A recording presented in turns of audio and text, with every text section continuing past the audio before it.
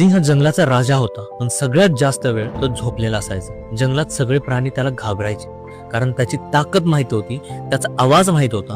पण एक गोष्ट कोणी लक्षात घेत नव्हतं, सिंह हळूहळू आळशी होत चालला होता. शिकार करायला कंटाळा करायचा, उशिरा उठायचा, गरज नसताना गर्जना करायचा आणि मनात एकच भावना, मी राजा आहे, मला काहीच करायची गरज नाही. त्याच जंगलात एक लांडगा होता, ना राजा ना ताकदवान, पण तो रोज शिकार करत होता, रोज हालचाल करत होता, रोज जागरूक होता. सिंह झोपलेला असताना लांडगा चालू असायचा. कोणी त्याचं कौतुक करत नव्हतं, कोणी त्याला घाबरत नव्हतं, पण तो स्वतःसाठी तयार होत होता. एक दिवस जंगलात संकट आलं, अन्न कमी झालं, परिस्थिती कठीण झाली. सिंह उठला, पण शरीर साथ देत नव्हतं. सवय सुटली होती, ताकद होती, पण वापरायची सवय नव्हती. आणि त्या दिवशी पहिल्यांदाच जंगलाने पाहिलं की राजा असूनही सिंह हेल्पलेस वाटत होता. लांडगा मात्र थांबला नाही, तो पुढे गेला, कारण त्याच्यासाठी हालचाल सवय होती, स्टेटस नाही. जंगलाने सिंहाचं मुकुट काढलं नाही, पण सिंहाचं भय संपलं आणि लोकांनी पहिल्यांदाच समजून घेतलं, राजा तो नसतो ज्याच्याकडे ताकद असते, राजा तो असतो जो ती ताकद रोज वापरतो. या गोष्टीचा अर्थ खूप सरळ आहे मित्रांनो. आयुष्यात टॅलेंट असणं पुरेसं नसतं. पोटेन्शियल असूनही जर तू त्यावर रोज काम केलं नाहीस, तर एक दिवस ते युजलेस होतं. आणि जे लोक रोज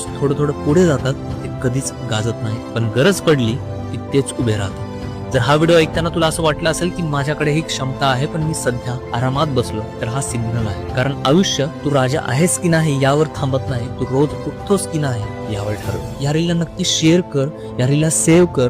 हा त्या दिवसासाठी आहे जेव्हा तू स्वतःला म्हणशील, आज नाही आजच.